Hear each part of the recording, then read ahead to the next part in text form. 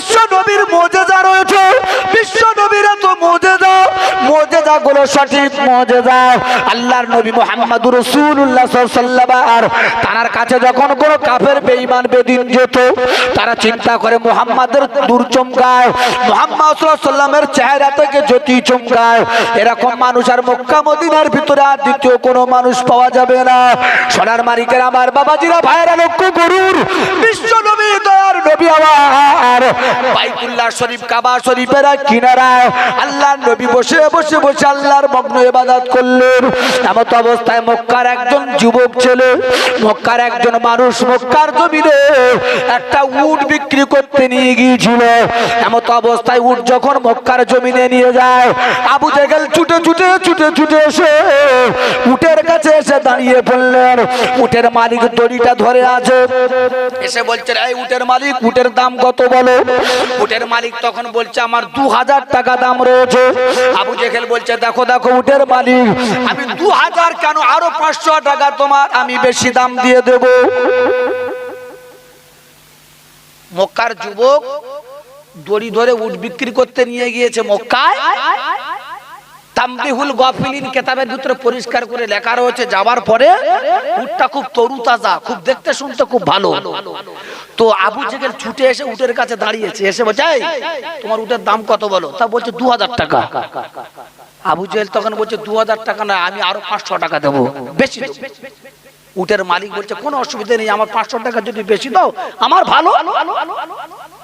আবু জেহেল উটটা ধরে ধরে নিয়ে বাড়ি চলে গেছে, বলে তুমি এখানে দাঁড়াও, আমি এক্ষুনি আসছি। দড়ি ধরে আবু জেহেল উটটা বাড়ি নিয়ে চলে গেল। ঘন্টা কি ঘন্টা পার হয়ে যাচ্ছে, কোনো মতে আসছে না। উটের মালিক অবাক হয়ে গেল, কি ব্যাপার? বললো এক্ষুনি আসছি বলে, আর আবু জেহেল আসছে না, কোথায় বাড়ি টাড়ি কোথায় তাও তো পাচ্ছে না। খুঁজে খুঁজে খুঁজে খুঁজে উটের মালিক আবু জেহেলের বাড়ি চলে গেল, গিয়ে বলছে আতিনি দিরহামান, কিতাবের ভিতরে লেখা রয়েছে আতিনি দিরহামান। রো আবু জেহেল, তুমি আমার কাছে বললে 2000 টাকা কেন, 500 টাকা বেশি দেব। তুমি বললে আমি এক্ষুনি আসছি, তুমি কয়েক ঘন্টা আমি তোমার খুঁজে খুঁজে তোমার বাড়ি এসেছি, কই আমার দিরহামটা দিয়ে দাও, উটের টাকাটা দাও।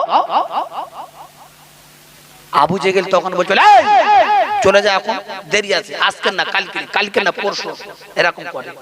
এই উটের মালিক চিন্তায় পড়ে গেল, 2000 টাকা তো দূরের কথা, 500 টাকা দেওয়ার দরকার নেই, 2000 টাকাটা অন্তত দেখ। এ বলছে হবে না, চলে যাও, আজকে না কালকে। আবু জেহেল তো মক্কার বড় লিডার, বড় মোস্তান, ওর কথা সবকিছু চলে। এ ভয়তে কি করেছে, চলে এসেছে। তারপরের দিন আবার গেছে, গিয়ে বলছে কই আবু জেহেল তুমি বললে কালকে এসো, তো আমি আজকে এসেছি, তো আমার টাকাটা দাও। আবু জেহেল ওই মক্কার ওই যুবক ছেলে বড় বড় চোখ দেখাচ্ছে, বলে বড় কথা কেটে বল, আজকে আসবি কালকে আসবি, তোর টাকাটা দেবো। এখন এরকম যায় আসে যায় আসে যায় আসে, রাত খামাতে পারছে না, চিন্তা করছে যদি বড় ছোট কথা বলি আর লোকের দ্বারা যদি আমার মেরে দেয়, সেও বিপদ, এলাকার লিডার বড়। তো একদিন 4 দিন 5 দিন 6 দিন 1 সপ্তাহ পরে হেঁটে হেঁটে হেঁটে হেঁটে কাবা শরীফের দিকে আসছে। তো কাবা শরীফের চাতওয়ালে কয়েকজন বেঈমান বড় বড় লিডার, আবু লাহাব, উতবা, শুয়াইবা, ওয়ালিদ বিন মুগীরা, আবু সুফিয়ান, এরা নাম করা কঠোর বড় বড় বেঈমান, এরা এক জায়গায় বসে আর গল্প করছে। যেরকম আমরা যেরকম রাস্তাঘাটে 8 জন 5 জন 3 জন 4 জন বসে গল্প করি, ওই রকম আবু লাহাব, উতবা, শুয়াইবা, আবু সুফিয়ান, ওয়ালিদ বিন মুগীরা, আবু জেহেল বড় বড় নাম করা লোকেরা, এরা এক জায়গায় বসে গল্প করছে। আর ওই মক্কার যুবক এসে ছুটছে, চারিদিকে ছুটছে। এরা দেখে বলছে, বলে ইয়া আইয়ুহাস শাবাব, এই যুবক ছেলে তুমি ছুটছো কেন, তোমার কি হয়েছে? তখন এই মক্কার যুবক বলছে, বলে ভাই আমি বড় বিপদে পড়ে গেছি, তোমার বিপদটা উদ্ধার করবে। আবু সুফিয়ান বলছে কি বিপদ বলো? আবু লাহাব বলছে কি বিপদ বলো? বলছে দেখো না, আমার একটা উট বিক্রি করেছি, আবু জেহেল নিয়ে গিয়েছে 2000 টাকা দাম। বলছে আমি 2000 দেবো না, আরো 500 বেশি দেবো বলে আজকে নিয়ে চলে গিয়েছে। আমি আজকে দেবো কালকে দেবো করে করে 1 মাস হয়ে গেল, আমার টাকা দিচ্ছে না। তোমরা কি আমার টাকাটা উদ্ধার করে দিতে পারবে? একটু পারবে? যখন এই কথা বললেন, আবু লাহাব, উতবা, শুয়াইবা, আবু সুফিয়ান, ওয়ালিদ বিন মুগীরা, তারা বলছে তোমার টাকা ফাঁকি হয়ে গেল, কার তুমি উঠ দিয়েছো। এরা কিন্তু আবু জেহেলের দল, বড় বড় নাম করা লিডার। এরা তখন আবু জেহেলের বলছে এই আর টাকার আশা করে নিয়ে হয়ে গেল, তুমি ছেড়ে দাও, বাড়ি চলে যাও। এ বলছে ভাই আমি গরিব মানুষ, আমি কেন বাড়ি চলে যাব? বলে আর টাকা পাবে না। ও মক্কার জমিনে 1 নাম্বার চিটার, ওই 1 নাম্বার শয়তান দুশমন যদি থাকে তা ওই আবু জেহেল আছে। কিন্তু লোকটা আবু জেহেলের লোক, ও খারাপ বলছে, ভালো বলা বাদ দিয়ে খারাপ বলছে, বলে ওর মতন মানুষ দ্বিতীয় মক্কায় আর কেউ নেই। যখন এই কথা বললেন তো আবু লাহাব খুব চালাক লোক, আবু লাহাব বড্ড চালাক। এখন ওই যুবককে ডেকে বলছিল, এই দেখ, উনজুর ইলাল আমিন, কিতাবে এসেছে উনজুর ইলাল আমিন, এই তুমি ডান দিকে তাকাও, উনজুর ইলাল আমিন, এই মক্কার যুবক এই ডান দিকে তাকাও। বলে কেন? বলে ডান দিকে ওই কাবা শরীফের ওই বাইতুল্লাহর ভিতরে একটা যুবক ছেলে আছে বসে না, ওই যুবক ছেলের কাছে যাও, ও গেলে আবু জেহেলের কাছ থেকে টাকাটা ওই ছাড়া আমরা কেউ পারবো না, ওর নাম মুহাম্মদ সাল্লাল্লাহু আলাইহি ওয়াসাল্লাম, ওই টাকাটা আদায় করে দেবে। জোরে বলুন। আবু লাহাব বলছে ওই যুবক ছেলের কাছে যাও, ওখানে গেলে তোমার টাকা আদায় হবে, আমরা পারবো না। বলে কি করে পারবে, ও তো যুবক ছেলে, পারবে না। বলে হ্যাঁ, ওখানে চলে যাও। ওই সময় ওই মক্কার যুবক কি করলেন, আল্লাহর নবী কাবা শরীফে এক কিনারায় বসে ইবাদত করে, এমন অবস্থায় ওই যুবক ছেলেটা আল্লাহর নবীর কাছে বসে বললেন, আল্লাহর নবীর কাছে যখন বসে যায়, আল্লাহর নবী চোখ দুটো উঁচু করে এই মক্কার যুবকের দিকে একটু দেখে মুস্কে হেসে ফেললেন। আল্লাহ রাসূল দেখে একটু মুস্কে হাসলেন। রাসূল বলছেন, কি ব্যাপার, কি দরকার তোমার, তুমি কেন এসেছো আমার কাছে, কি দরকার? ওই সময় মক্কার ওই যুবক বলেছিল, ইয়া রাসূলুল্লাহ, ইয়া হাবিবাল্লাহ, আজকে আবু লাহাব, উতবা, শুআইবা, ওয়ালিদ বিন মুগীরা, সুফিয়ান, ওরা আপনার কাছে পাঠিয়ে দিয়েছে নবী। আপনার কাছে যখন আমি আসি, আপনার রূপ চেহারা যত দেখি আমার মনটা নরম হয়ে যায়। ইয়া রাসূলুল্লাহ, ইয়া হাবিবাল্লাহ, আজকে আপনার কাছে যখন এসেছি নবী, তবে আপনার কাছে আমার একটা দুঃখ প্রকাশ রয়েছে। আল্লাহর নবী বলছেন, ও যুবক, কি দুঃখ প্রকাশ একবার বলো। ওই সময় মক্কার যুবক বলেছে, নবী, আবু জেহেল আমার কাছ থেকে একটা উট নিয়ে গিয়েছে, উটের দাম হলো 2000 টাকা, কিন্তু নিয়ে যাবার সময় বলেছিল 500 টাকা বেশি দেবো। ইয়া রাসূলুল্লাহ, ইয়া হাবিবাল্লাহ, আমার সংসার বড় অভাব, আমার বিবি বাচ্চার ঠিক মতো খাওয়া হয় না নবী। তবে আবু লাহাব, উতবা, শুআইবা, আবু সুফিয়ান বললেন, আপনি ছাড়া ওই টাকা কেউ আদায় করতে পারবে না। ইয়া রাসূলুল্লাহ, হুজুর, আপনি আমার ওই টাকাটা একটু আদায় করে দেন। আপনি ছাড়া পারবে না, আপনি আমার টাকাটা একটু আদায় করে দেন। বিশ্ব নবী সাল্লাল্লাহু আলাইহি ওয়াসাল্লাম ওই যুবকের হাত ধরেছেন, হাত ধরে টুক টুক টুক টুক টুক টুক করে আবু জেহেলের দরজায় পৌঁছে গিয়েছে। আবু জেহেলের দরজায় গিয়ে ওখানে গিয়ে দরজা ধাক্কা দিচ্ছে, দিয়ে বলছে, উখরুজ উখরুজ ফিল বাইত, এই আবু জেহেল, ঘরের ভিতর থেকে বের হ। আবু জেহেল খাওয়া দাওয়া করছিল, মুহাম্মদ সাল্লাল্লাহু আলাইহি ওয়াসাল্লামের কথা শুনে ঠক ঠক ঠক ঠক ঠক ঠক করে কাঁপতে কাঁপতে কাঁপতে কাঁপতে দরজার কাছে চলে এসেছে। এসে বলছে, আনতা মুহাম্মদ, আনতা মুহাম্মদ, তুমি মুহাম্মদ, তুমি মুহাম্মদ। কি দরকার, কি ভাইপো বলো? আল্লাহ রাসূল বলতে, এই তুমি কি এই ছেলের কাছ থেকে একটা উট নিয়েছো? বলে হ্যাঁ। কত টাকা? বলে 2000। বলে আমি আরো 500 দেব, বেশি বলেছি, টাকাটা এক্ষুনি ফেলো। আবু জেহেল তখন বলছি, এক্ষুনি এখানে দাঁড়ান, আমি যাবো আর আসবো, টাকাটা একটু নিয়ে চলে আসি। বাড়িতে গিয়েছে, বিবিকে বলছে, এই হিন্দা, টাকাটা দাও তাড়াতাড়ি করে। বউ তখন বলছে, তুমি সব জায়গায় মস্তানি করো, আরে মুহাম্মাদের কাছে গিয়ে তুমি ইহুদির মতন কচু পোড়া হও কেন? সব জায়গাতে তো বিশাল দাতাগিরি, আরে মুহাম্মাদের কাছে তুমি এত ইহুদির মতন ছোট হও কেন? পরে কথা বললো, তুই টাকাটা আগে বার কর। বিবির কাছ থেকে টাকাটা নিয়ে আল্লাহ রাসূলের কাছে এসে বলছেন, এই দাও 2000 টাকা, 500 টাকা বেশি দিয়েছি। জোরে বলুন সুবহানাল্লাহ। আর আবু লাহাব কি করেছেন জানেন? আবু লাহাব চিন্তা করেছেন যে এই উটের টাকার জন্য কয়েকবার আমরা বলেছিলাম যে নেতা, লিডার, তুমি টাকাটা ফেলে দাও, গরিব মানুষের কোনো কথা শোনেনি। আর আজকের এই মুহাম্মদ যাচ্ছে আর এই উটের মালিক যাচ্ছে, আবু লাহাব একটা লোককে পিছনে পাঠিয়ে দিয়েছে, যা, যাকে বলা হয় গোয়েন্দা, এই তুই যা তো, আজকের মুহাম্মদ আর ওই যুবক যাচ্ছে, আবু জেহেল কিরকম ব্যবহার করে দেখে। এখন পিছনতে গিয়ে দেখছে আবু জেহেল ঠক ঠক ঠক ঠক করে কেঁপে এসে আর টাকাটা আল্লাহ রাসূল হাতে দিয়ে দিয়েছে, 2500 টাকা, 2500 দিয়েছে। দেওয়ার পরে চলে গিয়েছে। চলে যাওয়ার পরে আবু লাহাব খবর দিয়েছে, তুই আবু জেহেল আমার কাছে সন্ধ্যাবেলা আসতে বল। আমার মনে হচ্ছে আবু জেহেল মুহাম্মাদের গোপন গোপন ভাবে মনে হচ্ছে ধর্ম তারা গ্রহণ করেছে, নইলে এরকম করবে কেন? আস্তে আস্তে সন্ধ্যা যখন হয়েছে, আবু জেহেল কম্বল মুড়ি দিয়ে ঠক ঠক ঠক ঠক করে কেঁপে কেঁপে এসে বসেছে। আবু লাহাব বলছে, আবু জেহেল আমরা তোমাকে বলেছিলাম তুমি টাকাটা দিয়ে দাও, আমাদের কথা মানলে না। আর মুহাম্মদ সাল্লাল্লাহু আলাইহি ওয়াসাল্লাম গিয়েছে, তুমি টাকাটা দিয়েছো কারণ বলছে দেখ আবু জেহেল। আবু জেহেল তখন আবু লাহাব উতবা শুয়াইবাকে বলছে দেখো আমি টাকা দিতাম না, আমি যখন আসছি তো তখন দেখছি হাজার হাজার মানুষ, তারা সাদা পোশাক পরে, মাথায় পাগড়ি পরে, হাতে তরোয়াল নিয়ে বলছে এই আবু জেহেল টাকাটা দিবি তা তাড়াতাড়ি দে, নইলে তোর এখানেই শেষ করে দেবো। কি জানো মানুষ হাজার হাজার সাদা কাপড় পরা, হাজার হাজার সাদা সাদা পোশাক পরা, আমি তাদের দেখে টাকাটা দিতে বাধ্য হয়েছি। জোরে বলুন সুবহানাল্লাহ। সোনার মালিক আমার বাপজির আমার ভাইয়ারা, আপনারা জ্ঞানী মানুষ, বুদ্ধিজীবী মানুষ লক্ষ্য করেন, আমার নবী হলেন মহান নবী, আমার নবী হলেন মুহাম্মদুর রাসূলুল্লাহ সাল্লাল্লাহু আলাইহি ওয়াসাল্লাম। আবু জেহেল যাই করুক আর তাই করুক না কেন, আল্লাহর নবীর সঙ্গে চিন্তা করেছিলেন। গভীর রাতের বেলা নবী যখন কোরআন তেলাওয়াত করতে দেন, আবু জেহেল দিনের বেলা বলে দিত খবরদার তোমরা মুহাম্মাদের কেউ কোরআন তেলাওয়াত শুনতে যাবে না। আবু জেহেল দিনের বেলা মানা করে দিত, আর রাসূলুল্লাহ যখন রাতের বেলা কোরআন তেলাওয়াত করতেন, আবু জেহেল টুক টুক টুক টুক করে বিশ্ব নবীর কোরআন শোনার জন্য দাঁড়িয়ে যেত। সোনার মালিকের আমার বাবাজিরা ভাড়া, আল্লাহর নবী আমার একজন নবী কি 1,00,000 মতন্তরে 2,24,000 পয়গম্বর, যত নবী এসেছেন শ্রেষ্ঠ নবী হলেন আমার আপনার নবী। তাই আমি আজকের আপনাদের কাছে হাতে ধরে পায়ে ধরে বলি সোনার মালিকেরা, আজকের আপনারা সোয়াব রেসানির মাহফিল কায়েম করেছেন, খবরদার আমি আপনাদের পায়ে ধরে বলবো গো সোয়াব রেসানি করুন, কোনো অসুবিধা নাই, তবে মরণ আমাদের সকলের জন্য রয়েছে।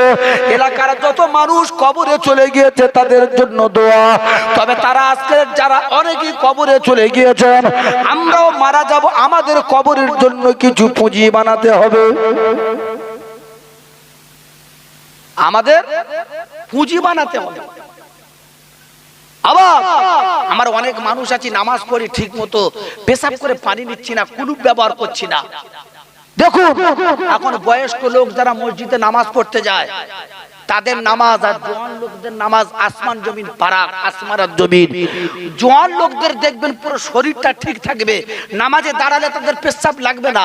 একজন বয়স্ক লোক যখন নামাজ পড়তে যাবে না তখন তার পেশাবের একটা বেগ আসবে। ওই জন্য করে রাসূল বলেছেন যে তোমরা জওয়ানি অবস্থায় আল্লাহর হুকুম বেশি বেশি ইবাদত করো। বুড়ো বয়সের ইবাদত অত গ্রহণযোগ্য নয়, যতটুকু জওয়ানি হালাতে আল্লাহ পাকের কাছে কবুল হবে। সোনার মালিকের আমার বাবাজিরা আমার ভাইরা, আল্লাহর নবীর একজন সাহাবা হযরত সাদ বিন মুয়াজ রাদিয়াল্লাহু তাআলা আনহু, আল্লাহর নবীর প্রাণপ্রিয় সাহাবা, আল্লাহ রাসূলের সাহাবা, হঠাৎ তিনি অসুস্থ হয়ে মারা গেলেন। মারা যাবার পরে বিশ্ব নবী দরবারে বসে রয়েছেন। আল্লাহর নবীর একজন সাহাবা দৌড়ে দৌড়ে গিয়ে বলে নবী আজকের আপনি তো বসে রয়েছেন, আপনি কি খবর পেয়েছেন আপনার সাহাবা সাদ বিন মুয়াজ চিরবিদায় নিয়ে চলে গেছে? আল্লাহ নবী খবর পাবার পরে নবীর মনটা বড় খারাপ হয়ে গেল। আল্লাহ রাসূলের সাহাবা বললেন নবী আপনার জানাজার নামাজ পড়াতে হবে, আপনার ইমামতি করতে হবে, নবী আপনার ওই সাদ বিন মুয়াজের জানাজায় শরীক হতে হবে। সাদ বিন মুয়াজ রাদিয়াল্লাহু তাআলা আনহু নবীর সাহাবা, মারা গিয়েছেন। নবীর কাছে পৌঁছে গেল খবর, ও নবী আপনাকে যেতে হবে সাদ বিন মুয়াজের জানাজার ইমামতি করার জন্য, আপনাকে যেতে হবে। রাসূলুল্লাহ বললেন ঠিক আছে যাব, কোনো অসুবিধা নেই। রাসূলুল্লাহ যাচ্ছেন, মনটা খুব খারাপ। রাস্তা দিয়ে যখন যায় রাসূলুল্লাহর এই যে দুটো পা না, এই পা কখন একটু উঁচু করছে কখন একটু ফেলছে, মানে শরীর দুর্বল দুর্বল ভাব। রাসূলের সাহাবারা দূর থেকে দেখছে যে রাসূল আসছে, তবে রাসূলের শরীরটা খুব ভালো না, যেন মনে হয় পড়ে যাবার মতো ভাব, কখন পা টলছে কখন এদিক ওদিকে হচ্ছে, দূর থেকে দেখছেন। আল্লাহ রাসূল আস্তে আস্তে আস্তে আস্তে করে সাদ বিন মুয়াজের জানাজার ময়দানে পৌঁছে গেলেন। পৌঁছে যাবার পরে আল্লাহ রাসূল ইমামতি করলেন, জানাজা নামাজ ক্লিয়ার করে দিলেন। আল্লাহর নবী সাহাবা সাদ বিন মুয়াজের কবরে শুইয়ে দেওয়া হলো। দেওয়ার পরে আল্লাহ রাসূল ওখানে মনটা বড় খারাপ, চোখের পানি ঝরঝর ঝরঝর করে বার হয়। নবী সাহাবারা রাসূলের মুখের দিকে তাকিয়ে আছেন, চিন্তা করছেন যে রাসূলের সাহাবা মারা গেলেন, সাদ বিন মুয়াজের কবরে দাফন হয়ে গেল, বিশ্ব নবীর চোখের পানি কেন বার হয়, মনটা তো খারাপ কেন? সবকিছু হয়ে যাওয়ার পরে আল্লাহ রাসূল কিছুক্ষণ পরে বলছেন ফাসাব্বাহা সাবাগান তাবিলান, নবী ওখানে সঙ্গে সঙ্গে তাসবিহ পড়েছেন, কিছুক্ষণ তাকবীর দিয়েছেন, ফাকাব্বারা কাবরান তাবিলান, নবী বলছেন আমি কিছুক্ষণ তাকবীর দিলাম, দেওয়ার পরে দেখছি সাদ বিন মুআজের কবরটা বড় হয়ে গেছে। রাসূলুল্লাহ তখন চোখের পানি ফেলার কারণ কি? সব সাহাবারা বলছে হুজুর বিয়াদবি মাফ করুন, আপনার জানাজার নামাজের আসার সময় আপনার পা দেখলাম ওলট পালট পড়ছে, পরিপূর্ণভাবে সুস্থতাভাবে পড়ে না। আর দ্বিতীয় নাম্বার, আপনি সাদ বিন মুআজের কবরের কাছে আপনার কেন মনটা খারাপ ছিল, চোখের পানি পড়ছে কেন? এই দুটো জিনিস আপনাকে জানতে চাই। সোনার মানিকের আমার বাবাজির আমার ভাইরা, আল্লাহ নবী চুপ করে আছেন। নবী সাহাবারা বলছে নবী আপনি কেন চুপ করে আছেন? আল্লাহ নবী বলছেন সাহাবারা শোনো, ইন্নী আরা মা লা তারাউনা, এ আমার সাহাবারা আমি রাসূলুল্লাহ আমাকে আল্লাহ যা দেখায় ও সাহাবারা তোমরা তা দেখতে পাও না। ইন্নী আরা মা লা তারাউনা, এ আমার সাহাবা আমি যখন সাদ বিন মুআজের জানাজার ময়দানে যখন আসছিলাম তখন আমার আল্লাহ পাক আমার কোরআনের একটা আয়াত আমার উপরে নাযিল করলেন, কুল ইন্নামা আনা বাশারুম মিসলুকুম ইউহা ইলাইয়া। এ আমার সাহাবারা শোনো শোনো, আল্লাহ পাক আমি রাসূলুল্লাহ আমাকে চোখে দেখতে পেয়েছেন যে জানাজার ময়দানে আল্লাহর তরফ থেকে হাজার হাজার মালাইকা ফেরেশতারা, হাজার হাজার মালাইকা ফেরেশতারা সাদ বিন মুআজের জানাজার পিছনে কাতার দিয়ে দাঁড়িয়ে রয়েছে। এ আমার সাহাবারা আমি রাসূলুল্লাহ যখন দেখতে পেয়েছি আমি মনে মনে করে নিলাম যদি আমার পা যদি আমার কোন ফেরেশতার গায়ে যদি পড়ে আমি রাসূলুল্লাহ আমার জন্য বড় খুশনসিব হবে না, আমার জন্য বড় খারাপই হয়ে যাবে। এই জন্য করে আমি রাসূল যত কন্ট্রোল রাখার চেষ্টা করেছিলাম, আমি চেষ্টা করেছিলাম যাতে ফেরেশতাদের গায়ে পা না পড়ে।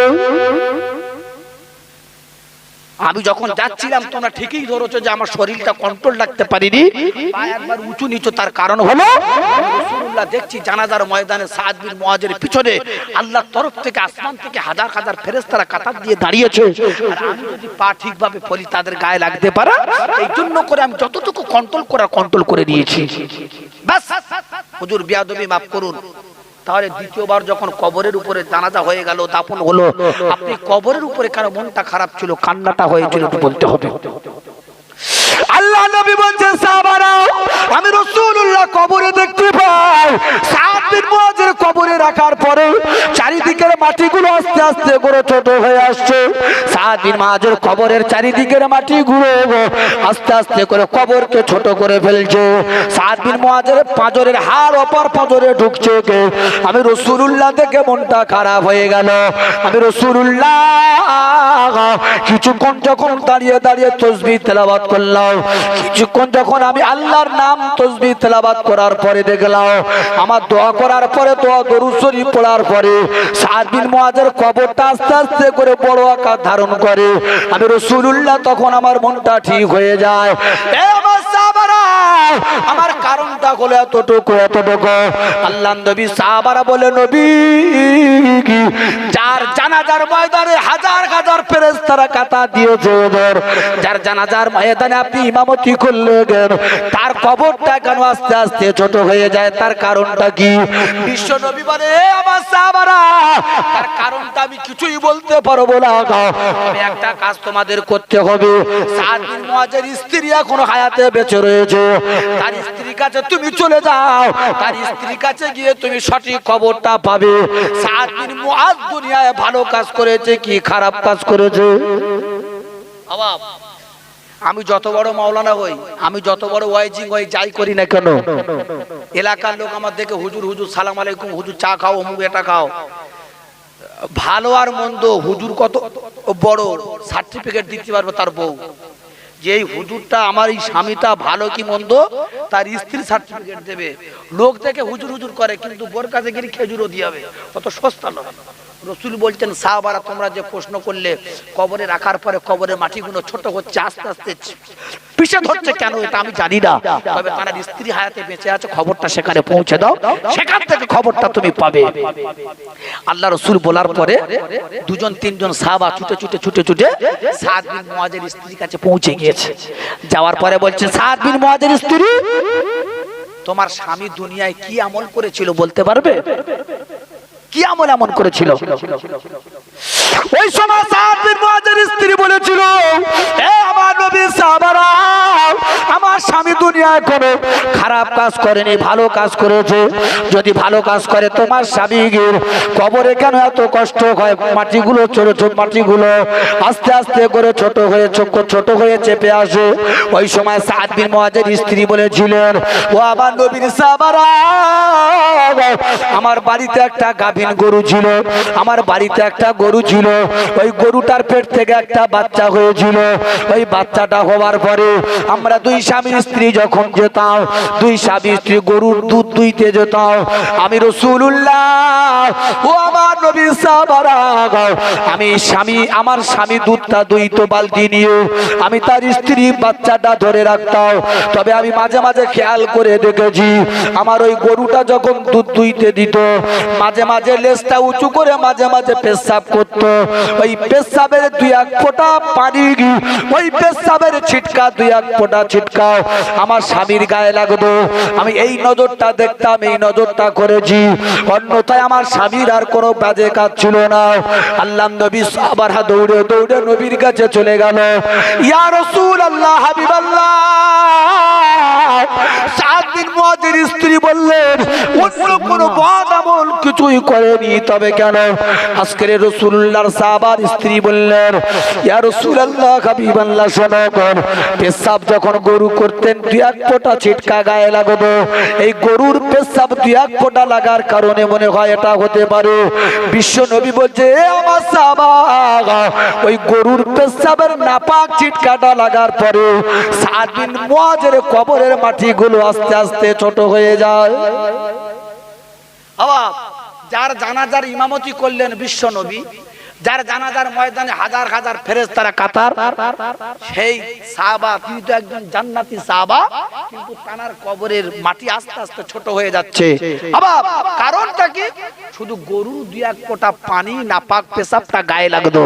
তাহলে চিন্তা করুন, তানার কবরটা যদি এরকম হয়, আর আমরা এমন মানুষ রয়েছি এখনো পর্যন্ত সারাদিন নাপাক অবস্থায় থাকি, সারাদিন পেশাব করে পানি নেই না, সারা রাত সারাদিন নাপাক অবস্থায় থাকি। তাহলে আমরা যখন মারা যাব, আমাদের কবরটা বড় হবে কি ছোট হবে?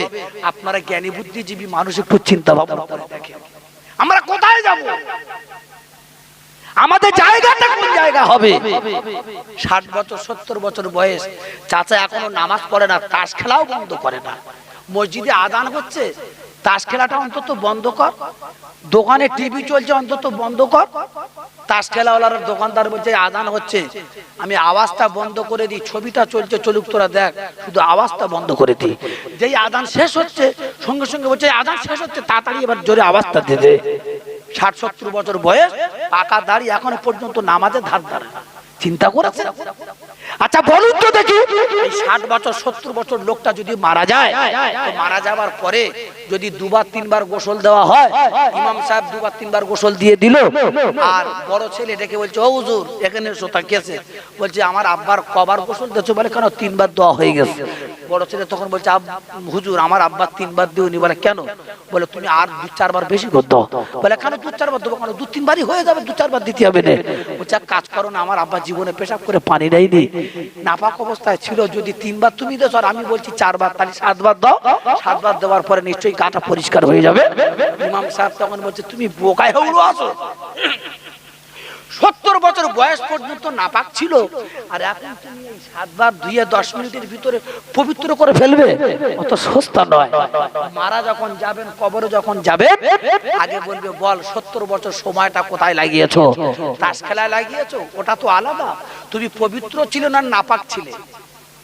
অনেক ছেলেরা মেয়েরা দেখবেন বিয়ে করে, নতুন বিয়ে করছে, ছেলে মেয়েরা বিয়ে করার পরে দেখবেন বাপরে বাপ, সাবান 2-3টে, শ্যাম্পু 8টা-10টা মারছে, 8টা-10টা শ্যাম্পু, মাথা খারাপ করে ফেলে দিচ্ছে। কিন্তু তারা ফরজ গোসলে যে 3টে কাজ, সে 3টে কাজ তারা করে না, পুরো গোসল করে ফেলছে। তাদের সারাদিন শরীর পবিত্র না, তাদের নাপাক। কারণ ফরজ গোসলে যে 3টে কাজ, সেই 3টে কাজ না করার পরে আপনি 10টা শ্যাম্পু কেন, 10টা-20টা শ্যাম্পু কেন, যতটা ব্যবহার করুন, আপনার শরীর নাপাক, কোনোদিন পবিত্র হতে পারে না।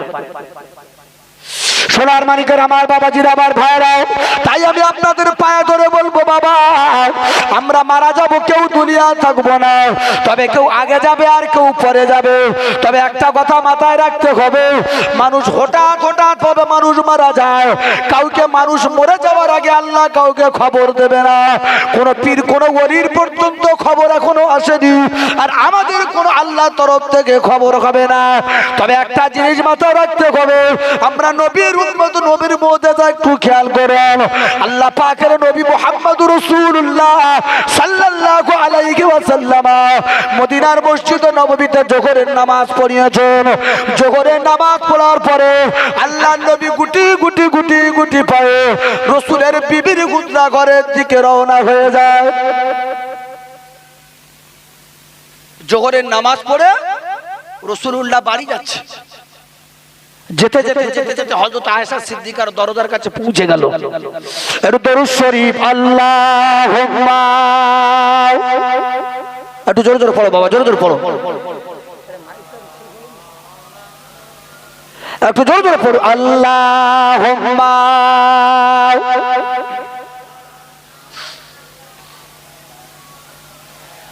ওয়া আলা আলি সাইয়্যিদিনা,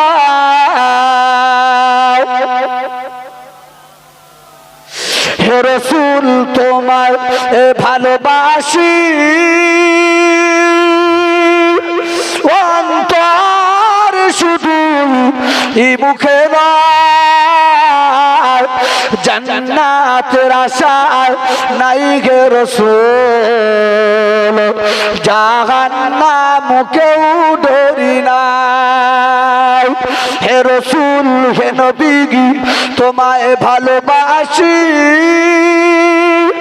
অন্তর শুধু এই মুখে নয়, জান্নাতের আশায় নাই গে রাসূল, জাহান্নাম কেউ ডরি নাই।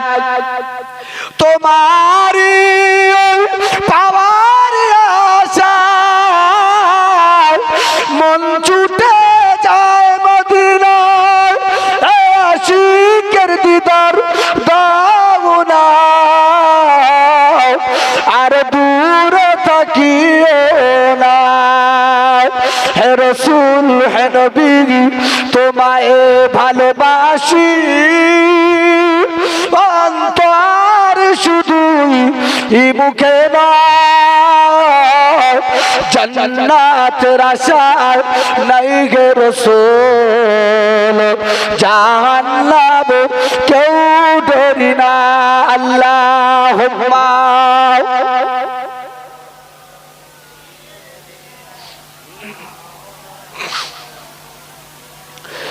ওয়া আলা আলি সাইয়্যিদিনা।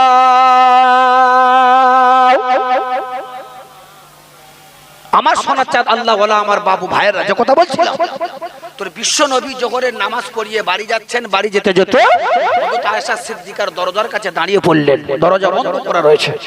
আল্লাহ রাসূল গিয়ে সালাম দিলেন, আসসালামু আলাইকা ইয়া আয়েশাতুল হুমায়রা। রাসূলুল্লাহ যখন সালাম দিলেন, রাসূলুল্লাহর স্ত্রী সঙ্গে সঙ্গে সালামের জবাব দিলেন। দেওয়ার পরে দরজাটা খুলে দিয়েছেন। দরজা খুলে দেওয়ার পরে বিশ্ব নবী ঘরের ভিতরে প্রবেশ করলেন। প্রবেশ করার পরে দেখছেন হযরত আয়েশা সিদ্দিকা দুপুরবেলা খাবার কিছু ব্যবস্থা করছে। খাবার ব্যবস্থা কি? খাবার ব্যবস্থা হলো কিছু আটা নিয়েছে, আটা নিয়ে ছানছেন দুটো হাত দিয়ে। রাসূলুল্লাহ গিয়ে বলছে, আয়েশা আমি জোহরের নামাজ পড়ে বাড়িতে এসেছি, এত ওয়ান টাইম হয়ে গেল আর তুমি এখনো পর্যন্ত আটা নিয়ে রুটি তৈরি করছো, তাহলে আমি খাবো কখন? হযরত আয়েশা সিদ্দিকা বলছেন, হুজুর বেয়াদবি মাফ করুন, সংসারে আরো অন্যান্য কাজ করতে একটু দেরি হয়েছে, আপনি 10টা মিনিট অপেক্ষা করুন, আপনার জন্য আমি ব্যবস্থা করে দিচ্ছি। আল্লাহ রাসূল প্রত্যেকটা বিবিকে দেখে সালাম করতেন, প্রত্যেকটা বিবিদের দেখে। আমরা কিন্তু রাসূলের উম্মত, আমরা কিন্তু বিবিদের সালাম করি না, লজ্জা লাগে।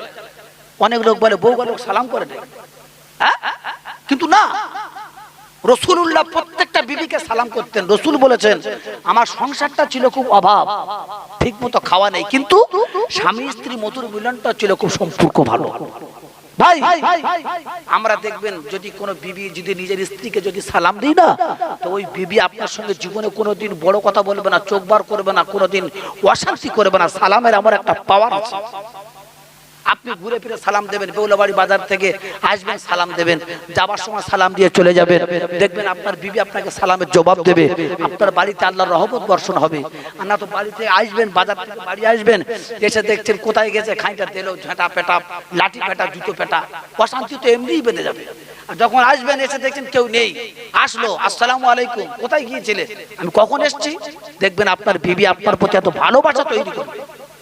আর যখন ভালোবাসা তৈরি না করবে, যখন দুই স্বামী স্ত্রী বিছানায় অশান্তি, রাত 12টার সময় দুই স্বামী স্ত্রী বিছানায় পেটাপেটি চলছে, ঢোলের মতন আওয়াজ, পাশের লোক ছুটে এসে বলে, যাই কেন তোরা ঘুমোতে দিই না কেন, তোরা রাত্রি রাম করছিস কেন, বলে আর বলি না, একটু বেলবার থেকে রাত্রি বাড়ি এসে আবার শুতে দিচ্ছে না। তা হবে কি করে? তোমাদের ভিতরে তো সালাম কালাম নেই। সালাম দাও না, তোমার বিবি তোমাকে আদর যত্ন করবে, পানি চাইবে না, তোমার মুখের কাছে পানি নিয়ে যাবে, সালামের আওয়াজ করবে। আমার রাসূলুল্লাহ করেছেন, আমরা করব, লজ্জা নয়। আমার রাসূলুল্লাহ বলছেন আমার বিবিদের হাতের কাজ করে দিতাম, আমার বিবিরা যখন আনাজ কুটতো আমি রাসূলুল্লাহ বসে কুটে দিতাম, কিন্তু আমরা করি না। বউয়ার কাজ বউরা করবে, আমাদের কাজ আমরা করব, লজ্জা লাগে না। আল্লাহ রাসূল বলছে আয়েশা 10টা মিনিট তুমি আমাকে অপেক্ষা করতে বলছো, অনেকটা আটা নিয়ে বসেছো, তোমার দেরি হবে। আয়েশা বলছে হুজুর ক্ষমা করুন, বিয়াদবি মাফ করুন, 10টা মিনিট অপেক্ষা করুন। আমার রাসূলের কত চরিত্রমান দেখুন, আমার রাসূল কত মহামানব দেখুন। আল্লাহ রাসূল বলছে আয়েশা কাজ করো, কতগুলো আটা নিয়ে যদি তুমি রুটি তৈরি করো অনেক দেরি হবে, যাতে দেরি না হয় তার ব্যবস্থা করো। তুমি অর্ধেকটা আটা নিয়ে রুটি করো, আর রাসূল বলছেন আমাকে অর্ধেকটা আটা দাও, আমি অর্ধেকটা আটা রুটি করি। জোরে বলুন। রাসূল বলছেন তুমি অর্ধেকটা নাও আর আমি অর্ধেকটা নিই। আর আমরা হলে বেউলাবাড়ি বাজার থেকে যখন বাড়ি ঢুকবো জোরের সময় এসে দেখছে ফতেমার মা সবে হাঁড়িতে চাললে পুকুরি গেছে, এ তখন জুতো দেখাচ্ছে, কি করছিলি এতক্ষণ ধরে, তো জুতোর বাড়ির মতো ঝাড়া বারবার চলে যাও। আর আমার রাসূল কি করেছেন, রাসূল বলছে আয়েশা কাজ করো, তুমি অর্ধেকটা আটা নিয়ে রুটি করো, আমি রাসূল অর্ধেকটা নিয়ে রুটি করি, তাহলে 10 মিনিটের জায়গা 5 মিনিটে ক্লিয়ার হয়ে যাবে। রাসূলুল্লাহর আদেশটা তো করো। সোনার মানিকের আমার বাবাজিরা, আমার ভাইয়েরা, হযরত আয়েশা বলছে নবী আপনার আটাতে আপনাকে হাত লাগাতে হবে না, আপনি একটু অপেক্ষা করুন। বিশ্ব নবী দয়ার নবী আমার হযরত আয়েশাকে বলছে আয়েশা কাজ করো, তোমার কাজ আমি করি, আমার কাজ তুমি করো, বেশি কিছু মান সম্মান ভেবো না। হযরত আয়েশা সিদ্দিকা কিছুটা আটা নবীর কাছে দিয়ে দিলেন, কিছুটা আটা রাসূলুল্লাহর বিবি আয়েশা নিয়ে নিলেন। এমন অবস্থা হযরত আয়েশা সিদ্দিকা কি করলেন, রুটিটা সুন্দর করে নিয়ে তাওয়ার উপরে ফেলে দিলেন। আল্লাহ রাসূলের বিবি হযরত আয়েশা রুটি করতে করতে 10টা 20টা রুটি হয়ে গেল। আর বিশ্ব নবী দয়ার নবী আমার একটা আটা রুটি নিয়ে তাওয়ায় যখন দিয়েছেন, ওই একটা রুটি কোনো মতে আর হয় না। হযরত আয়েশা বলছে নবী আপনি তো বললেন দুজন মিলে করলে তাড়াতাড়ি করে হয়ে যাবে। হুজুর আমি আয়েশা আমার দেখতে দেখতে 10টা 20টা রুটি হয়ে গেল, হুজুর আপনার এখন একটা রুটি হয়নি, তার কারণটা কি? আল্লাহ নবী বলছে আয়েশা কেন আমি জানি না কেন এখন একটা আমার রুটি হলো না। সোনার বাণিক আমার বাবাজিরা, আমার ভাইয়েরা, আমার আল্লাহর তরফ থেকে জিবরাইল ফেরেশতারা নবীর কাছে এসে হাজির হয়ে গেল। ও নবী আব্দুল্লাহর বেটা মুহাম্মদ, আজকে আমরা তোমার কাছে একটা খোঁজ খবর নিয়ে এসেছি। নবী বলছে ফেরেশতা কি খবর নিয়ে এসেছো বলো। জিবরাইল ফেরেশতা বলছে নবী তোমার বিবি আয়েশা তোমাকে প্রশ্ন করেছিলেন রুটির জন্য, তুমি কি প্রশ্নের জবাব দিতে পারলে না? আল্লাহ নবী বলছে জিবরাইল ফেরেশতা না না না জবাব দিতে পারিনি।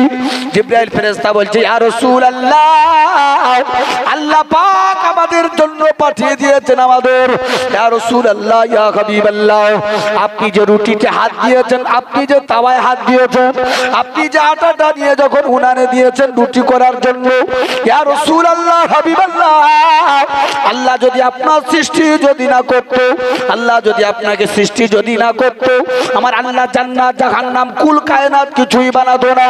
ইয়া রাসূলুল্লাহ হুজুর আল্লাহ পাক আমরা জিবরাইল ফেরেশতা আমাদের কাছে বলে দিয়েছেন আল্লাহ রাসূল আপনি যে রুটিটা তাওয়ায় দিয়েছেন একটা রুটি কিয়ামত পর্যন্ত দূরের কথা, 1 বছর 2 বছর 3 বছর তো দূরের কথা, কিয়ামত পর্যন্ত আমার আল্লাহ পাক ওই রুটির গায়ে আগুনটাকে হারাম করে দিয়েছে। জিবরাইল ফেরেশতা নবীকে বলছেন, নবী আল্লাহ পাক আপনার কাছে আমাদের পাঠিয়েছেন আপনাকে খবর দেওয়ার জন্য। রাসূল বলছেন কি খবর? বলছে আপনি যে রুটি হাত দিয়েছেন, যে তাওয়ায় দিয়েছেন না, আপনার বিবি হযরত আয়েশার 20টা রুটি হয়েছে, আপনার হয়নি। আল্লাহ পাক আমাদের কাছে সার্টিফিকেটটা দিয়ে বললেন দেখো 1 বছর 2 মাস 3 মাস 6 মাস 5 বছর 10 বছর নয়, ইলা ইয়াউমাল কিয়ামা আল্লাহ পাক আমাদের জন্য বলেছেন কিয়ামত পর্যন্ত আমি আল্লাহ কথা দিলাম ওই রুটির গায়ে আগুনটাকে আমি আল্লাহ হারাম করে দিয়েছি। জোরে বলুন সুবহানাল্লাহ। সেই নবীর যা মুজিজা, শ্রেষ্ঠ নবী হলেন আমাদের নবী। সব নবী নবী, সব নবী জান্নাতি, কোন নবী জাহান্নামী না, সব নবী জান্নাতি। কিন্তু কতটা আসমান আর জমিন, কতটা ফারাক দেখুন। মুসা নবী আল্লাহ পাক তুর পাড়ে যাচ্ছে, আমার আল্লাহ বলছে এই তুমি এক কাজ করো, জুতোটা হাতে করে নাও। আর আল্লাহ পাক আমার নবীকে বলছে নবী তোমার জুতো হাতে নিতে হবে না, তোমার জুতো পায়ে পরিধান করে আমার কাছে এসো। তাহলে উনিও নবী ইনিও নবী, আল্লাহ দুজনের দুটো সার্টিফিকেট দিয়েছেন, তুমি জুতো হাতে করো আর তুমি জুতো পরে এসো। ফারাকটা কোথায় দেখুন তো। 1 লাখ মতান্তরে যত নবী এসেছিলেন সমস্ত নবী জান্নাতি, তবে অতক্ষণ পর্যন্ত কোন নবী জান্নাতে যাবে না যতক্ষণ পর্যন্ত আখেরি জামানার নবী সুপারিশ না হওয়া পর্যন্ত। জোরে বলুন সুবহানাল্লাহ। ফারাক এতটুকু আমাদের। আমরা শ্রেষ্ঠ নবী পেয়েছি আর আমরা হলাম শ্রেষ্ঠ উম্মত, আল্লাহ আমাদেরকে করেছেন শ্রেষ্ঠ উম্মত। আমরা অন্যান্য নবীরা আল্লাহর কাছে দরখাস্ত করেছিলেন, লিখেছিলেন যে আল্লাহ আমরা নবী হতে চাই না, আমরা আপনার কাছে পয়গম্বর হতে চাই না, আমরা এতটুকু হতে চাই আপনার নবীর উম্মত করে তৈরি করুন, আমাদের নবীর দরকার নেই। কিন্তু আমরা আমাদের আল্লাহর কাছে কোনো দরখাস্ত লাগেনি, বিনা দরখাস্তে আমরা আখেরি জামানার নবীর উম্মত হয়েছি। আমরা জান্নাতি। অন্যান্য নবীর উম্মতের তুলনায় আমরা আগে জান্নাতে যাব, আমরা যাব আগে জান্নাতে। তবে সেই জান্নাতের কাজ আমাদের করতে হবে। নামাজ পড়বো আর ভিতরে ভিতরে সুদ খাবো, নামাজ পড়বো লোকের জমি আল ঢালবো, নামাজ পড়বো এটা করবো সেটা করবো, এসব চলবে না। আবার 2 স্বামী স্ত্রীর ঝগড়া হচ্ছে, 2 স্বামী স্ত্রীর ঝগড়া হচ্ছে, জানেন কিসের ঝগড়া? স্বামী বলছে তুই বাবার বাড়ি যে জায়গাটা পাবি তাড়াতাড়ি করে নিয়ে আয়। বউ বলছে খেয়ে কাজ আছে, বাপের জায়গা দেবে কেন? বলছে এক কাজ কর, ওই জায়গা না আনলে আমি হজে যাবো কি করে, আমি ওই জায়গাটা বিক্রি করে হজে যাই। তা বলে তোমার জায়গাটা তো তুমি বিক্রি করে হজে যাও। বলে তোর এক চাল মারো, তুই বাপের জায়গাটা নিয়ে আতো, আমার জায়গা আমার ছেলে পাবে, আমার মেয়ে পাবে, তোর জায়গাটা তুই নিয়ে ওই জায়গাটা বিক্রি করে হজে যাবো। 2 স্বামী স্ত্রী শুধু মারামারি হয়, অশান্তি হয়। বউ এখন বাবার কাছে গো যাব্বা আমি আর সর বাড়ি যাবো। কেন? বলছে তোর জামাই আমার শুধু এই করছে তাই করছে। বলে কেন?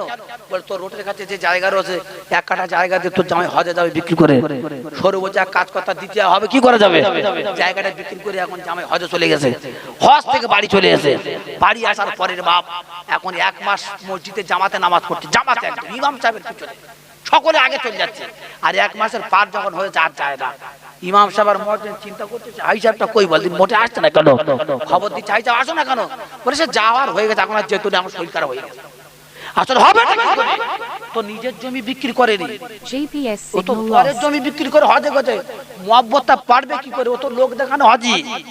আমি আপনাদের কাছে বলি যতটুকু যা করবেন নিজের থেকে করবেন, অন্য কোন মানুষের ঝাড়া নিয়ে কাজ করার চেষ্টা করবেন, ও কাজ কোনোদিন হবে না। এটা মাথায় রাখতে হবে। বিশ্ব নবী মুহাম্মদুর রাসূলুল্লাহ সাল্লাল্লাহু আলাইহি ওয়াসাল্লাম তিনি এমন একজন নবী ছিলেন, 63 বছর হায়াতে বেঁচে ছিলেন, 63 বছর জিন্দেগিতে কোন মানুষের সঙ্গে 1 সেকেন্ড কোন দুর্ব্যবহার করেনি। রাসূলুল্লাহ কোনোদিন কোন মানুষের সঙ্গে মিথ্যা কথা বলেনি। আর আমরা রাসূলের উম্মত, আমরা 63 বছর বাঁচবো কি তারও ঠিক নেই, 40 বছর 50 বছর বাঁচবো কি তারও ঠিক নেই। আমাদের জবানে মিথ্যা কথা ছাড়া আমাদের সত্য কথা মোটে নেই। মিথ্যা কথা বলছি নামাজ পড়ছি, মিথ্যা কথা বলছি নামাজ পড়ছি না। আমাদের এটা সতর্ক হয়ে যেতে হবে। আমরা নবীর উম্মত, নবীর যদি আমরা উম্মত হতে পারি, কবরে আমরা যখন চলে যাব, বেটা ছেলে মারা গেলে 3টে কাপড় পরে দেবে, আর মেয়ে ছেলে মারা গেলে 5টা কাপড় পরিধান করে দেবে। আংটি পরেছেন বাড়িতে, সোনা গয়না যা কিছু পরেছেন সব খুলে নেবে, তাড়াতাড়ি খোল, তাড়াতাড়ি করে খুলে দে। কেউ আপনার সঙ্গে কবরে দেবে না যে এটা আমার বাপ করেছিল, এটা আমার মা সোনার গয়না করেছিল গোলায়, যে গোলা ঝুলিয়ে দে কবরে থাক, এরকম কোনো খবর হবে না। সব আপনাকে মায়ের পেটে থেকে যেমন উলঙ্গ এসেছে, ঠিক তদরূপ কবরে যখন চলে যাবেন উলঙ্গ অবস্থায় চলে যেতে হবে। শুধু কি হবে, ফরজ ছতর ঢাকা হলো ফরজ। মা বোনদের জন্য 5টা কাপড়, পুরুষদের জন্য 3টে কাপড় শুধু পরিয়ে দিয়ে বিনা কলাক রকম 3বার বাটি দিয়ে চলে আসবো।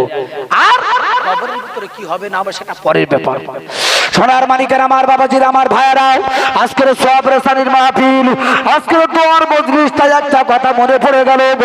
আমরা পুরপুরার পীর মুজাদ্দেদ জামান দাদা হুজুর পীর কেবলার মত পথ আদর্শের মানব বসিরহাটের জমিনে একজন আল্লাহর ওলি শুয়ে রয়েছেন।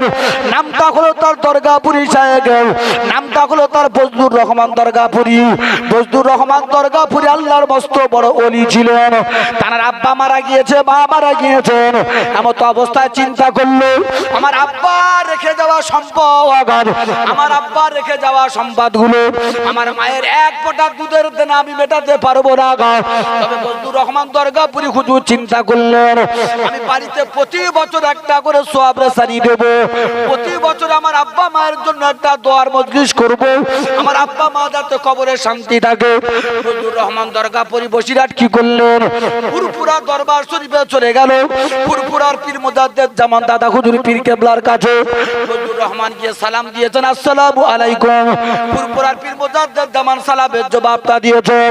পুরপুরার পীর মুজাদ্দেদ জামান বলেছিল, বাবা ও বাবা দরগাপুরি সাহেব, তুমি আমার কাছে কেন এসেছো বাবা একবার বলো। দরগাপুরি সাহেব বলছে, এ বাবা মুজাদ্দেদ জামান, আমার আব্বা মা মারা গিয়েছে, তাই আপনার জন্য আমি আপনার কাছে দাওয়াতের জন্য এসেছি।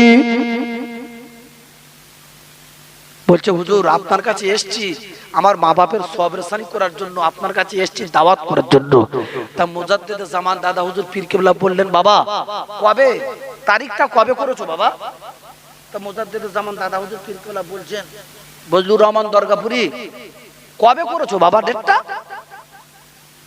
তা ফুরফুরার পীর যখন বললেন, বজলুর রহমান দরগাপুরি বলছেন, হুজুর আপনি হলেন আমাদের মুর্শিদ, আপনি হলেন আমার পীর, আপনার তারিখ আপনার ডেট, আপনি যে ডেটটা দেবেন সেই ডেটেই আমি করব। ব্যাস। ফুরফুরার পীর বললেন, বাবা যাও, অমুক তারিখে তোমার একটা ডেট দিলাম, ওই তারিখে আমি তোমার বাড়ির সওয়াব রেসানির জন্য চলে যাব। চলে গেলেন, দরগাপুরি সাহেব বাড়ি চলে গেল। আস্তে আস্তে আস্তে আস্তে দিন সেই দিনটা চলে এসেছে। পুরপুরার পীর মুজাদ্দেদ জামান তখন বসিরহাটে চলে গেলেন। যাওয়ার পরে দরগাপুরি সাহেবকে বলছে, ও বাবা বজলুর রহমান দরগাপুরি। জি হুজুর। বাবা এক কাজ করো, আমি তো দোয়া করব, কিছু বক্তব্য দেবো, ওয়াজ নসিহত করবো। বলে, জি হুজুর। হ্যাঁ, এক কাজ করো, তুমি আমার জন্য একটু পানির ব্যবস্থা করো, আমি উজু করে দিই, আমি একটু উজুটা তৈরি করে দিই।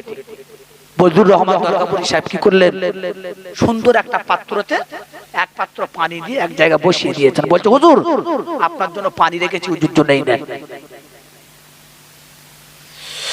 ফুরফুরার পীর মুজাদ্দেদ জামান আল্লাহ পাক তাকে কত বড় আল্লাহর ওলি করেছেন। দেখুন আস্তে আস্তে আস্তে আস্তে করে যখন ওজুর পানিটা বসিয়ে দিয়েছিলেন, ওই সময় দাদা হুজুর কেবলা গুটি গুটি পায় ওই জায়গায় দাঁড়িয়ে গেলেন। দাঁড়িয়ে যাওয়ার পরে বলছে, ও বাবা দরগাপুরি বসিরহাট, তুমি এক কাজ করো বাবা, তুমি যে জায়গায় আমার ওজুর পানি দিয়েছো ওই জায়গায় পানিটা একটু সরিয়ে দাও। ওই জায়গায় আমি পুরপুরার পীর, আমি ওই জায়গায় ওযু কোনো মতে করব না। ও বাবা, তুমি যেখানে পানি দিয়েছো না বাবা, ওই জায়গার পানিটা একটু সরিয়ে অন্য জায়গায় দাও, আমি ওই জায়গায় ওযু করব না। ফুরফুরার পীর যখন বললেন, বসিরহাটের দরগাপুরি সাহেব শুনে অবাক, কি ব্যাপার, কেন হুজুর পানিটা কি নাপাক পানি আপনার দিয়েছি বলে মনে হয়? হুজুর বর্তনটা কি নাপাক বর্তন বলে মনে হয়? হুজুর যে জায়গাটা পানি দিয়েছি জায়গাটা কোনো নাপাক দেখতে পেয়েছেন?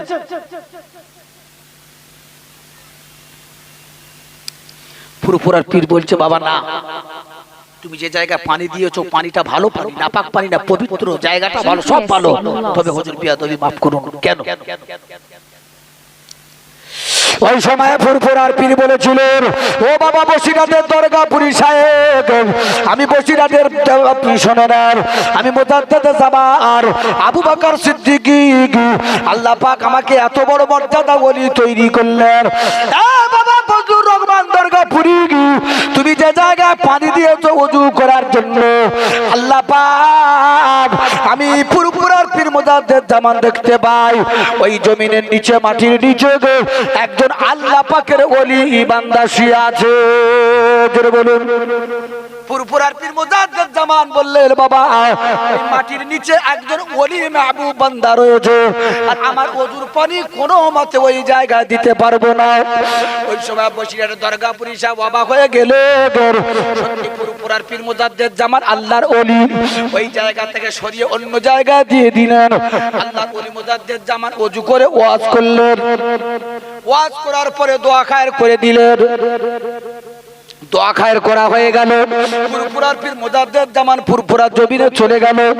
বসিরহাটের দরগাপুরি সাহেব চিন্তা করলেন, না না না, এমন আল্লাহর ওলি যেমন বলেছে আমি আগামী বছর ফুরফুরার পীর আর ওনাকে দাওয়াত করব না। আমাদের বসিরহাটের জমিনে বড় মৌলানা আল্লামা রুহুল আমিন রহমাতুল্লাহ হুজুর ফুরফুরার পীরের মুরিদ ছিলেন বড় মৌলানা আল্লামা হুজুর। বসিরহাটের দরগাপুরি সাহেব চিন্তা করলেন, দেখি দাদা হুজুর পীর কেবলা তো এই কথা বলে গেল, আর বসিরহাট আল্লামা হুজুর কি কথা বলে দেখব। বসিরহাটের দরগাপুরি সাহেব 4 হাত 5 হাত একটা লাঠি নিয়ে ওই জায়গাটা একটু গর্ত করে দিলেন, গর্ত করে নিয়ে ওই লাঠিটা পুঁতে দিয়েছেন। 1 বছর হয়ে গেল। বসিরহাটের দরগাপুরি সাহেব বসিরহাটের জমিনে গিয়ে বড় মাওলানাকে সালাম দিলেন, আসসালামু আলাইকুম হুজুর, আপনার কাছে এসেছি আমার দাওয়াতের জন্য। আল্লামা হুজুর বললেন, ও বাবা দরগাপুরি, আমার যাওয়া লাগবে না বাবা, তুমি তো আল্লাহ পাকের বড় মেহবুব বান্দা। ও বাবা দরগাপুরি, তুমি গিয়ে মেকআপ করে দাও, আমার যাওয়া লাগবে না। দরগাপুরি সাহেব বলছে, আল্লামা হুজুর, আপনাকে আমি দাওয়াত করতে এসেছি, আপনার যেতে হবে। আল্লামা হুজুর বলছেন, বাবা কবে যাওয়া হবে, কবে ডেট করবে বলো। ওই সময় বজলুর রহমান বললেন, হুজুর আপনি যে টাইম দেবেন, যে তারিখ দেবেন, ওই তারিখটা হবে। এমন অবস্থায় তারিখ বাঁধা হয়ে গেল। আল্লামা হুজুর বসিরহাট দরগাপুরি সাহেবের বাড়ি চলে গেল। বসিরহাটের দরগাপুরি সাহেবের বাড়ি গিয়ে বলছে, বাবা দরগাপুরি, তুমি আমার জন্য ওযুর ব্যবস্থা করো বাবা, আমি ওযু করে তারপরে কিছু বক্তব্য কিছু দোয়া করে দেবো। বসিরহাটের দরগাপুরি সাহেব সেই গত বছরের কথা মনে পড়লো, ওযু করার সুন্দর করে পানিটা নিয়ে যে জায়গায় লাঠিটা পোতা ছিল ওই লাঠিটা তুলে নিয়ে ওই জায়গায় ওযুর পানি বসিয়ে দিয়েছেন। দেওয়ার পরে বলছে, ও আল্লামা বসিরহাটের বড় মাওলানা, আপনার জন্য ওযুর পানি আমি রেডি করে দিয়েছি। আল্লামা হুজুর গুটি গুটি গুটি গুটি গুটি গুটি পায়ে চলে আসে। ওই জায়গায় এসে বলছে, বাবা দরগাপুরি, তুমি যে জায়গায় আমার ওযুর জন্য পানি দিয়েছো বাবা, ওই জায়গায় আমি আল্লামা হুজুর ওযু করব না, তুমি দ্বিতীয় অন্য জায়গায় পানিটা বসিয়ে দাও, আমি তারপর আমি আল্লামা হুজুর ওই জায়গায় ওযু করব। তাহলে দাদা হুজুর যে কথা বললেন, বসিরহাট আল্লামা হুজুর একই কথা বললেন। বসিরহাটের দরগাপুরি সাহেব বজলুর রহমান চিন্তায় পড়ে গেল, মনে হয় দাদা হুজুর পীর কেবলা বসিরহাট হুজুরকে খবর দিয়েছে। একই কথা বলছে, উনি যা বললেন 1 বছর পরে একই কথা সেম টু বলছে, কি ব্যাপার? বসিরহাটের দরগাপুরি সাহেব বলছে, হুজুর বিয়াদবি মাফ করুন, কারণটা কি? আমার পানিটা কি আপনার নাপাক? জায়গাটা কি নাপাক? পাত্রটা কি নাপাক? বসিরহাটের আল্লামা হুজুর বললেন, বাবা দরগাপুরি, তোমার পানিটা হলো পবিত্র পানি, তোমার জায়গাটা হলো পবিত্র জায়গা। ও বাবা বজলুর রহমান দরগাপুরি, শোনো শোনো, তুমি যে জায়গায় ওযুর পানি দিয়েছো বাবা, ওই জায়গার মাটির নিচে আল্লাহ পাকের একজন মস্ত বড় ওলি শুয়ে আছে। একবার জোরে বলুন সুবহানাল্লাহ। বসিরহাট হুজুর যে কথা বললেন, ফুরফুরার পীর মোজাদ্দেদ জামান একই কথা বললেন। বসিরহাটের দরগাপুরি সাহেব বজলুর রহমান চিন্তা করলেন, আমি আল্লামা হুজুরকে আরেকটা পরীক্ষা করব। ও বড় মাওলানা হুজুর, তাহলে আপনি একবার বলুন, আমার আব্বার কোন জায়গায় কবর দেওয়া আছে, আমার আব্বার কোন জায়গায় দাফন দেওয়া আছে, হুজুর আপনাকে দিতে হবে, বলতে হবে। ওই সময় বড় মাওলানা বললেন, ও বাবা বসিরহাটের দরগাপুরি সাহেব, তুমি একটু বাড়িতে যাও, বাড়িতে যাও বাবা। বাড়িতে গিয়ে 4টে লাঠি আনো। পুরীতে ছুটে ছুটে চলে গেল, 4টে লাঠি বার করে নিয়ে আসলেন। আল্লামা হুজুর বললেন, ও বাবা দরগাপুরি, তুমি নিজে হাতে 4টে লাঠি এই জায়গায় মতো, তুমি এখানে একটা দাও, ওখানে একটা, ওখানে একটা, ওখানে একটা, এমন করে 4টে লাঠি যখন পোতা হয়ে গেল, বসিরহাট আল্লাহ বা হুজুর বললেন, ও বাবা বজলুর রহমান দরগা পরিশোন, শোনো, তুমি যে নিজে হাতে 4টে লাঠি যেটা পুতলে, ওই 4টে লাঠির মাঝখান যেটা ফাঁকা জায়গা আছে, ওই জায়গা তোমার আব্বাকে দাফন করে দেওয়া আছে। একটুখানি জোরে বলুন সুবহানাল্লাহ। ও বাবাজিরা, ভাইরা, আল্লাহর মস্ত বড় ওলি মুজাদ্দিদ জামান আনার খলিফা বড় মাওলানা আল্লামা হুজুর সব কিছু রাইট যখন বলে দিল, বজলুর রহমান দরগা পরিষদ চিন্তা করলেন, নিশ্চয় আমার আল্লাহর সঙ্গে আল্লাহর ওলিদের রশি রশি দড়ি দড়ি সম্পর্ক রয়েছে। আল্লাহর ওলি যারা হয়, আল্লাহর সঙ্গে তাদের সম্পর্ক রয়েছে। আল্লাহ রাসূল বলেছেন, আনতা আবুদুল্লাহ কান্নাকা তারাহু ফাইল্লাম তাকুন তারাহু ফাইন্নাহু ইয়ারাকা। আল্লাহ রাসূল বলেছেন, তোমরা যখন নামাজের জন্য দাঁড়াবে না, তোমরা অন্য কোনো মনস্ক ভাব নিয়ে দাঁড়াবে না, যে আমার দোকানে তালা মারা হয়েছে কি ঠিক নেই, আমার দোকানটা চাপা দেওয়া হলো কি ঠিক নেই, টাকাটা এখন ফেলে এসছে কি ঠিক নেই। এই যে নামাজে দাঁড়িয়ে এইরকম মনোভাব নেওয়া চলবে না, তাহলে আপনার কি হবে, নামাজের গন্ডগোল হবে, নামাজের ত্রুটি হয়ে যেতে পারে। রাসূল বলছেন, আনতা আবুদুল্লাহ কান্নাকা তারাহু ফাইল্লাম তাকুন তারাহু ফাইন্নাহু ইয়ারাকা। তোমরা এমন ভাবে নামাজের জন্য দাঁড়াও জানো তোমরা জানো স্বয়ং আল্লাহকে দেখতে পাচ্ছ। যদি মনে করুন যে না আমরা আল্লাহকে দেখতে পাইনি, তোমরা এমন ভাবে দাঁড়াও আল্লাহ যেন তোমাদের দেখতে পায়। জোরে বলুন সুবহানাল্লাহ। সেজন্য করে আপনি পৃথিবীর বুকে যত ইবাদত করবেন, রোজা, কোরআন, নফল ইবাদত, আপনার যদি আল্লাহর সঙ্গে সম্পর্ক যদি বেশি করতে চান, তাহলে আপনি যখন রুকু করবেন, সেজদা করবেন নামাজের ভিতরে, তখন কিন্তু আল্লাহ আপনার নিকটবর্তী হয়ে যায়, নিকটবর্তী। ওয়াসজুদ ওয়াকতারিব, আল্লাহ বলছে বান্দা যখন সেজদা করে আর রুকু করে, আমি আল্লাহ আমার বান্দার একেবারে নিকটে হয়ে যাই। এই ইবাদত আল্লাহর সঙ্গে যদি নিকটবর্তী হতে চান, শুধু নামাজ পড়তে হবে, কোরআন পড়লে হবে না। নামাজ এমন জিনিস, এই ঠান্ডার সময় দেখবেন অনেক মানুষ আছে তাদের হাতে গায়ে পানি থাকাতে ভয় লাগে, কি করে নামাজ পড়বো, কি করে কি করবো না। আল্লাহ রাসূল বলেছেন, যদি গরমকালে যদি 10টা নেকি হয় ওযুর জন্য, আপনি ঠান্ডার সময় ভালো করে ওযু করবেন, আপনার ডবল নেকি হবে, ডবল নেকি। তাই গরমের সময় তার এক, আর ঠান্ডার সময় আর এক। আমরা অনেক মানুষ এমন আছি ঠিক মতো পানি ব্যবহার করতে পারি না অসুস্থর কারণে। যারা বিমারি, যারা অসুস্থ, তাদের জন্য শরিয়ত ছেড়ে রেখেছে, তাদের জন্য শরিয়ত হুকুম আলাদা। কিন্তু যাদের অসুস্থ নয়, যাদের শরীর ভালো, তারা যেন খবরদার ওযু করে নামাজ পড়ে। আর যাদের অসুস্থ, যার শরীর খারাপ, তাদের জন্য শরিয়তের হুকুম হলো তোমরা একটু তায়াম্মুম করে নাও, তায়াম্মুমের নিয়ত করে তায়াম্মুম করে তোমরা নামাজ পড়ো। শরিয়ত হুকুম আলাদা আছে বিমারীদের জন্য, কিন্তু সুস্থতার জন্য নয়। সোনার মানিকের আমার বাবাজির আমার ভাইয়েরা, তাহলে আমরা 5 ওয়াক্ত নামাজ পড়বো। খবরদার শুধু জুম্মার দিন ভর্তি হলে হবে না, জুম্মার দিনে জেলে হবে না, হলে হবে না।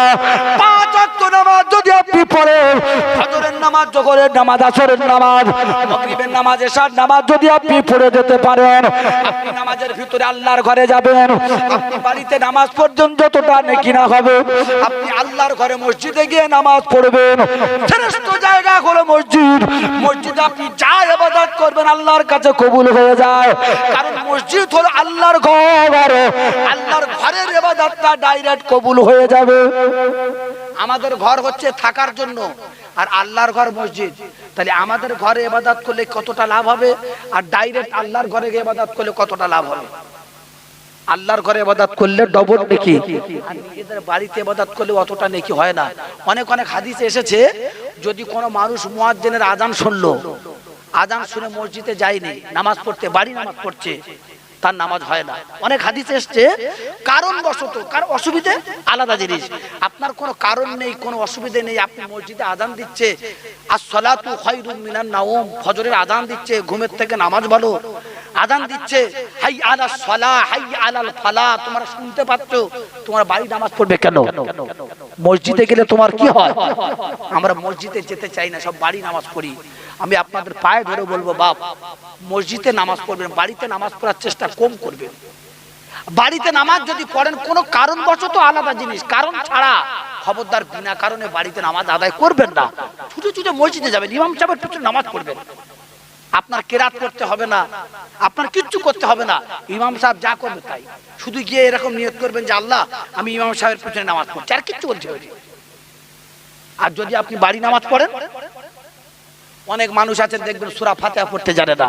আপনাদের জন্য না, আপনারা সব জানেন, কিন্তু অনেক লোক আছে তারা সূরা ফাতিহা পড়তে জানে না। আর রাসূল বলেছেন যে সূরা ফাতিহা পড়তে পারে না তার নামাজ হয় না। তা আপনি তো 5 ওয়াক্ত নামাজ যদি বাড়িতে পড়েন, আপনার সূরা ফাতিহা যদি না জানা হয়, আপনার সূরা ফাতিহা যদি ঠিক না হয়, তাহলে তো আপনার নামাজই হয় না, গুনাহ হচ্ছে। আর আপনি মসজিদে ইমাম সাহেবের পিছনে যাবেন, কিচ্ছু বলার দরকার নেই, নামাজ হয়ে যাবে, চলে আসবেন, নামাজ শেষ, বাড়ি চলে আসবেন, আপনার নেকি নিয়ে আপনি বাড়ি আসবেন। খবরদার বাড়ি নামাজ পড়ার চেষ্টা করবেন না, আল্লাহর ঘরে গিয়ে নামাজ পড়ার চেষ্টা করবেন। দেখবেন মরণের পরে আল্লাহ বলবে এই বান্দাটা মসজিদে গিয়ে নামাজ পড়েছে। মসজিদের সঙ্গে যা সম্পর্ক থাকবে, আল্লাহর ঘরের সঙ্গে যা সম্পর্ক থাকবে, মরণের পরে আল্লাহ তার ছেড়ে দেবে যে না, এই মসজিদের সঙ্গে সম্পর্ক ছিল, আল্লাহর সঙ্গে সম্পর্ক ছিল। আল্লাহর সঙ্গে সম্পর্ক, আল্লাহর সঙ্গে সম্পর্ক আমাদের বেশি করতে হবে। এখানে অনেক মা বোন এসেছেন, মা বোনদের বলবো, মা বোনেরা তোমাদের তো মসজিদে যেতে হবে না, আল্লাহ তোমাদের মসজিদে যাওয়া নিষেধ করেছেন, তোমরা বাড়ি নামাজ পড়ো, তোমাদের জন্য বাড়ি আছে, কিন্তু পুরুষ লোকের জন্য বাড়ি নেই। পুরুষ লোকের ইবাদতের ঘর আল্লাহর ঘর, সকলে 5 ওয়াক্ত নামাজ পড়ে যেতে হবে। আর বেশি বেশি করে তাসবিহ পড়বেন। এই রজবের চাঁদ, এটা রজবের চাঁদ চলছে বাপ, এই রজবের চাঁদে রাসূলুল্লাহ মেরাজে গিয়েছিল। আর এই রাসূলুল্লাহ মেরাজে গিয়ে দেখছেন সব মেয়ে ছেলেরা জাহান্নামী, মেয়ে ছেলেরা জাহান্নামী।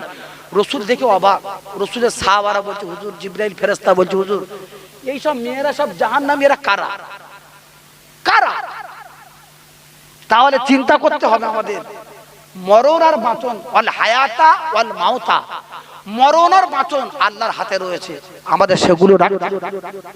আমার মা, আমার বোনেরা, আমার মুরব্বী বাপ, আমার জন যুবকেরা, দুনিয়ার সব কাজ করুন, মাঠে যান, ঘাটে যান, যাই করুন, আজানের ওয়াক্ত যখন হবে, সময় যখন হবে, বাপ একটু নামাজ পড়ে নেবেন। নামাজ ছাড়া কোনো রাস্তা নেই, মুসলমানের নামাজ ছাড়া রাস্তা নেই।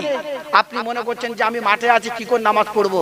আপনি মাঠে একবারে দাঁড়িয়ে দাঁড়িয়ে নামাজ পড়বেন, আপনি মাঠে দাঁড়িয়ে দাঁড়িয়ে নামাজ পড়বেন, আল্লাহ কবুল করে নেবে। আল্লাহ সামিউম বাসির, আল্লাহ প্রত্যেকটা মানুষের খবর রাখে। আপনি মাঠে থেকে আসতে পাচ্ছেন না, এক কোমর পানি, কোথায় নামাজ পড়বো, কি হবে, ওখানে দাঁড়িয়ে দাঁড়িয়ে ইশারায় নামাজ পড়ে নেবেন, আল্লাহ আপনার নামাজ কবুল করবেন। কারণ আপনার তো কোনো অজুহাত রয়েছে। আল্লাহ আল্লাহ প্রত্যেকটা মানুষের ঘাড়ের শিরা উপশিরার থেকে আরো কাছে, মানুষের মনের যে চিন্তা, মানুষের মনের যে ভাব, আল্লাহ সবকিছু জানে। একটা লোক ঘর করেছে, পাকা ঘর, চারিদিকে পাকা ঘর, দেওয়াল গাঁথা হয়ে গিয়েছে। সে চিন্তা করছে এই দেওয়াল তো গাঁথা হয়ে গিয়েছে, তুই এক কাজ কর, দুই দিকে দুটো দেওয়াল ভেঙে এখানে একটা জানালা কর, আর এখানে একটা জানালা কর, কারণ যদি হাওয়া না আসে ঘুম লাগবে রে, হাওয়ার দরকার। এ লোক একটা ঘর করেছে হাওয়া খাওয়ার জন্য, আর একজন ঘর করেছে পাশে, বলছে এই মিস্ত্রি তুই যেই জানলাটা কর, এদিকে একটা জানলা কর, এদিকে একটা জানলা কর, এই জানলাটা এমন ভাবে করবি যেন মসজিদের মুয়াজ্জিন আযান দিলে যেন আমি আওয়াজটা শুনতে পাই, আওয়াজ শুনে আমি মসজিদে নামাজ পড়তে যাবো। তাহলে দুটো লোক দুটোই ঘর করেছে, এও পাকা ঘর, ও পাকা ঘর। এ জানলা করেছে, কি নিয়ত করেছেন যেন হাওয়া আসুক, আর ও জানলা রেখেছে বলছে এই আওয়াজটা যেন মসজিদের আজানের আওয়াজ হয় জানলা থেকে। তাহলে নিয়ত কিন্তু দুটো ঘর এক, নিয়তটা পার্থক্য। আল্লাহ রাসূল বলেছে এই যে নিয়ত করেছেন আজানের আওয়াজ শুনবে, এই মানুষটার জন্য মরণের পরে জান্নাত, কিন্তু এ তো চিন্তা করেছেন কি হাওয়া খাওয়ার জন্য। পার্থক্য নিয়তটা এতটুকু। তাই আমি আপনাদের কাছে বলবো, নিয়ত আলাদা, কাজ আলাদা। আমরা মুসলমান, আমরা মাথায় টুপি দেবো, পাঞ্জাবি জামা গায়ে দেবো, মুখে দাড়ি রাখবো, সুন্নতি লেবাস করে থাকবো। দেখবেন এই মাথায় টুপি, মুখে দাড়ি থাকলে অনেকটা গুনাহ থেকে হেফাজত থাকা যায়, অনেক অনেক। আপনার মাথায় যখন টুপি থাকবে, বড় জামা থাকবে না, আপনার কোনো দুনিয়ায় কোনো বেশরিয়াত কাজ করতে গেলে আপনার মান সম্মান, এই আমার মাথায় টুপি রয়েছে, আমার মুখে দাড়ি রয়েছে, কাজ আমার দ্বারা সম্ভব না। কিন্তু যখন আপনি মুখে দাড়ি চাঁচা থাকবেন, সুট পরা থাকবেন, অনেকটা গুনার ভিতরে লিপ্ত হওয়া যায়, কোনো অসুবিধা নেই। আমাদের গুনাহ থেকে হেফাজত থাকতে হবে, গুনাহ থেকে সরে থাকতে হবে।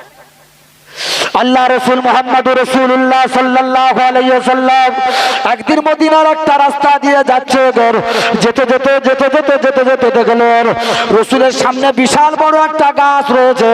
ওই গাছের গোড়াতে একটা হরিণ বাঁধা আছে, এইরকম মোটা দড়ি দিয়ে হরিণটার গোলাটা বাঁধা রয়েছে। আল্লাহ রাসূল যেতে যেতে হরিণের কাছে দাঁড়িয়ে যায়।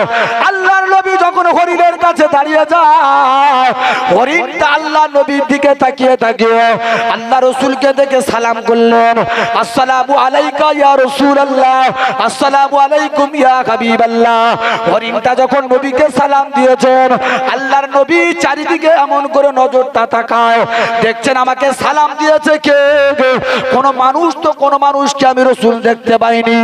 আল্লাহ পাকের নবী যখন দেখতে না পায়, আল্লাহ পাক আবার ওই উটকে হুকুম দিয়ে দিলেন, এই উট তুমি এক কাজ করো, তোমার সালাম আমার নবী বুঝতে পারিনি, আমি আল্লাহ তোমাকে বলে দিয়ে দিলাম, তুমি দ্বিতীয়বার আরেকবার নবীর দিকে সালাম দিয়ে দাও। উটটা রসুলকে দেখে সালাম দিলেন। রসুল চারিদিকে দেখছে, দেখি কে সালাম দিয়েছে।